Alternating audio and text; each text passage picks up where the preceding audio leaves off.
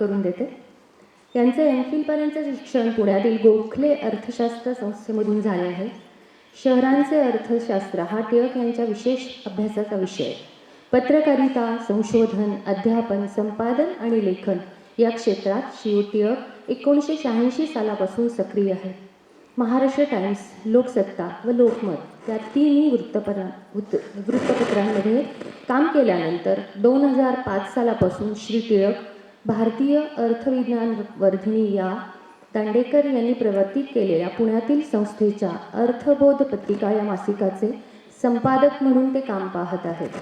वारकरी संप्रदायाशी 1982 सालापासून अनुबंध असलेले टिळक 2015 ते 2022 या दरम्यान श्री क्षेत्र आळंदी येथील श्री ज्ञानेश्वर महाराज संस्थान कमिटीचे विश्वस्त म्हणून नियुक्त होते.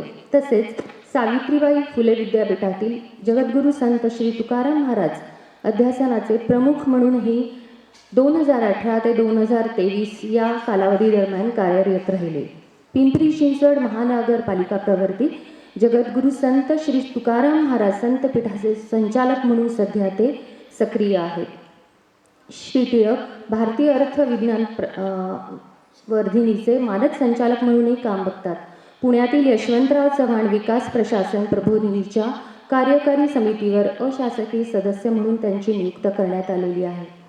वारकरी सांप्रदायिक प्रवचने, कीर्तने यांच्या जोडीनेच प्रचलित आर्थिक घडामोडींचे विश्लेषण करणारे श्री टिळक यांचे लेखन वृत्तपत्रे तसेच नियतकालिकांमधून देखील वेळोवेळी प्रकाशित होत असते.